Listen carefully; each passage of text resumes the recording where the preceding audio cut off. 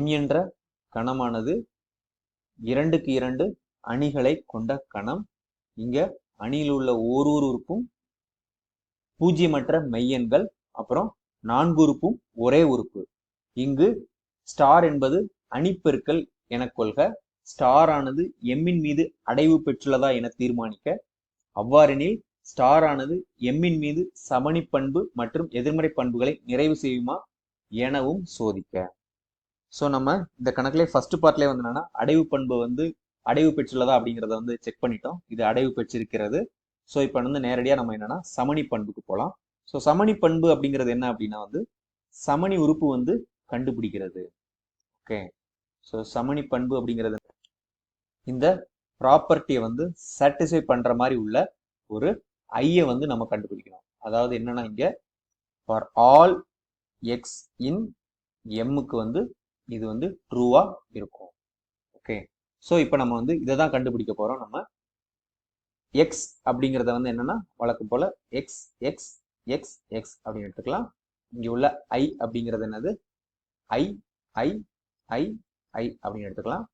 இது வந்து ரெண்டுமே எம்ல இருக்கிறதுனால எக்ஸும் ஐயும் கண்டிப்பா வந்து என்னது ஒரு பூஜ்ஜியமற்ற மெய்யெண்கள் ஆகும். ஓகே, ஸோ இப்போ வந்து என்னன்னா நமக்கு இந்த கண்டிஷன் எடுத்து நம்ம சால்வ் பண்ணலாம். எந்த கண்டிஷன்?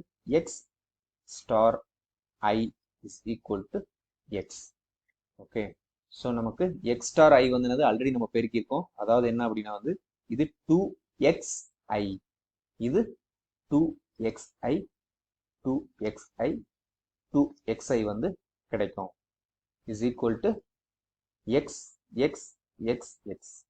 ஸோ இதுல இருந்து என்னது ரெண்டு அணிகள் சமம்னா அதனுடைய கரஸ்பாண்டிங் உறுப்புகள் சமம். இங்க ஒரே உறுப்பு தான் இருக்குது. அதனால X is equal to 2xi. So which implies i is equal to இங்க x கேன்சல் ஆகும். இந்த ரெண்டு இந்த பக்கம் வந்துடும். i is equal to 1/2. So which implies i அப்படிங்கிற இது வந்து என்னன்னா 1/2 1/2 1/2 1/2. So which implies which belongs to m. அதாவது இது வந்து என்னது m என்ற கணங்கள்ல இருக்கும். ஏன் அப்படின்னா இது வந்து என்னது ஒரு பூஜ்ஜியமற்ற உறுப்பு, பூஜ்ஜியமற்ற மெய்யெண். அது மட்டும் இல்லாம இங்க 4 உறுப்புகளும் ஒரே உறுப்பு, அதுவும் இது 2/2 அணி. அதனால இதுதான் நமக்கு தேவையான சமணி உறுப்பு. ஸோ சமணி பண்பு நிறைவு செய்யப்பட்டது. ஓகே,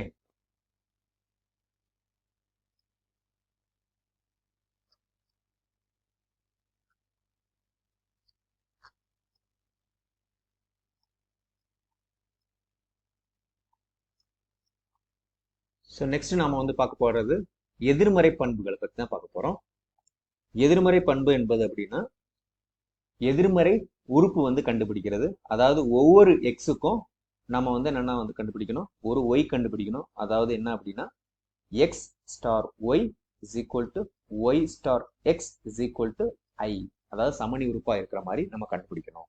ஓகே, ஸோ நம்ம இப்போ வந்து எக்ஸ் அப்படிங்கிறத வந்து என்னன்னா எக்ஸ் எக்ஸ் எக்ஸ் எக்ஸ் அப்படின்னு எடுத்துக்கலாம்.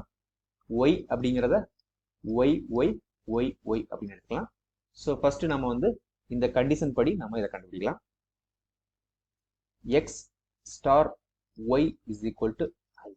Okay, so X star Y அப்படிங்கிறது என்னது 2xy 2xy 2xy 2xy is equal to ஐ அப்படிங்கிறது என்னது 1/2 1/2 1/2 1/2.